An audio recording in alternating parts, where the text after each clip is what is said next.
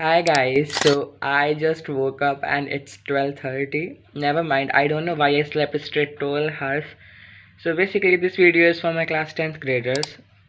See, I'm your senior and first of all, I wasn't from CBSE board, I was from state board.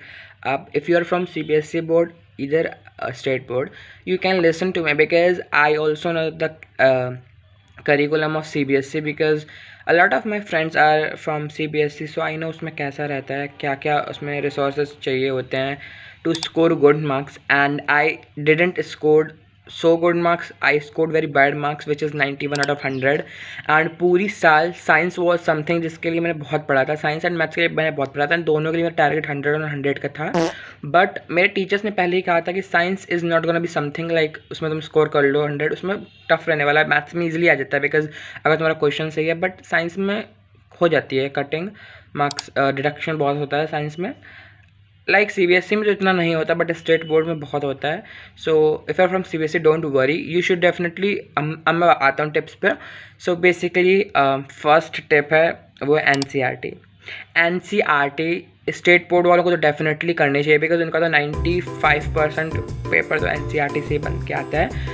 And CBSE वालों में आ जाते हैं NCERT में काफ़ी question आ जाते हैं. सो फर्स्ट स्टार्ट करते हैं फिज़िक्स से. तो फिज़िक्स में हमारे 4 चैप्टर हैं एंड चारों के फर्स्ट ऑफ ऑल तुम न्यूमेरिकल प्रैक्टिस कर लेना. मैंने भर के बहुत न्यूमेरिकल प्रैक्टिस की थी पूरे साल भर. एंड मेक श्योर तुम अपना सिलेबस जल्दी ख़त्म कर लो, 13 ही चैप्टर आराम से हो जाएंगे. सो फिज़िक्स में आई फर्स्ट सजेस्ट कि तुम न्यूमेरिकल स्ट्रॉन्ग रख लो.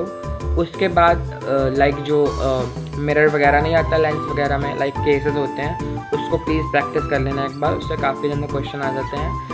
एंड फिज़िक्स में तुम्हें जो इलेक्ट्रिसिटी वाले चैप्टर और मैग्नेटिक वाले, उससे कभी कभी थ्योरी भी आ जाता है. लाइक आई विल से कि first and third chapters like जो इलेक्ट्रिसिटी वाला और जो लाइट वाला उसमें न्यूमेरिकल बहुत आता है, जो ह्यूमन आई वाला है एंड मैग्नेटिक वाला है उससे थ्योरी वगैरह काफ़ी आ जाते हैं. सो मेक श्योर कि तुम उन वाले से थ्योरी वाला प्रैक्टिस कर लेना पोर्शन, लाइक PYQ देख लेना एक बार. एंड या सो फिज़िक्स के लिए और मैं बताऊँगा कि डायग्राम्स को बहुत ही लाइक वो बनाना, क्लियर बनाना, और कंफ्यूज मत होना कि कनकेव ऐसे बनता है कि कन्वेक्स ऐसे बनता है.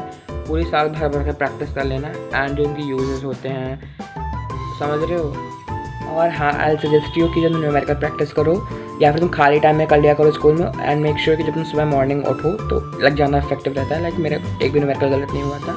जो मेरा गलत हुआ था वो बायो में हुआ था. मैं बायो पे आता हूँ. सो बायोलॉजी में तुम्हारे पास 5 चैप्टर होते हैं. बायोलॉजी की मैं टिप्स देने वाले अच्छा इंसान नहीं हूँ आई थिंक, बट जो मैं हो सकता हूँ मैं करूँगा. बायो में बिकॉज मेरे 2 MCQ गलत हुए थे. मेरा फिजिक्स कैम्प पूरा सही था बोर्ड में, बस बायो में रिडक्शन हो रहा था. सो बायो में तो बहुत ज़्यादा लेंदी होती हैं चीज़ें. सो मेक श्योर मैं स्टार्टिंग से याद करते हुए इसको चलो बिकॉज रेक्टिफिकेशन जानना होता है बायोलॉजी में.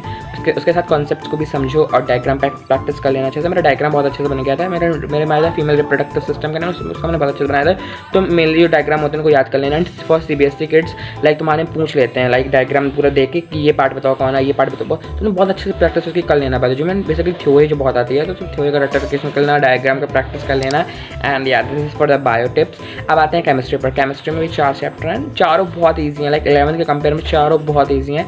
यू मस्ट श्योर कि मैं रिएक्शन की पूरी चार्ट बना लूँ, रिएक्शन में तुम अच्छे से लर्न कर लो. एंड ट्रस्ट में बहुत ईजी है एंड कॉन्सेप्ट को याद रखना. एंड वो तुम कॉम्पिटेंसी बेस्ड क्वेश्चन की प्रिपरेशन कर लेना. स्टेट बोर्ड वालों को भी कह रहा हूँ बिकॉज मैंने भी लगाए थे competency based question. And CBSE वालों के लिए तो मस्ट हैं.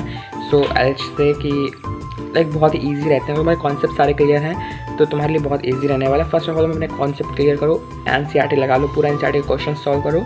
उसके बाद एग्जाम्पलर तुम कर सकते हो या फिर तुम PYQ कर सकते हो. LC CBSE वाले कर सकते हैं एग्जाम्पलर. स्टेट बोर्ड वाले अगर स्किप कर दो चलेगा बिकॉज मैंने लास्ट टाइम में कुछ ही चैप्टर्स के साथ की थी. एंड PYQ डेफिनेटली करके जाना. And chemistry is easy. तुम्हें केमिस्ट्री में प्रॉब्लम होनी नहीं चाहिए. तुम मेक श्योर तुम अपने बेसिक क्लियर करना लाइक कटायन अनायन नाम वगैरह एंड रिएक्शन कैसे हो रही है. लाइक एसिड बेस आ रहा है तो सॉल्ट बन रहा है फिर वाटर बन रहा है. सो इसको सब कुछ ध्यान में रखना अपना. लाइक जो पूरी सीरीज़ होती है पोटेशियम वाली, ऐसा नहीं करते, पूरी सीरीज एक्टिविटी सीरीज़ होती है उसको याद कर लेना. एंड या that's for today's video I hope. And मेरे मार्क्स गए थे वो सिर्फ बायोलॉजी की वजह से कटे थे. मैं चाहता था मेरे 98 आए बिकॉज मेरे 2 MCQ में कटे थे. बाकी आई डोंट नो कहाँ कट के 7 मार्क्स.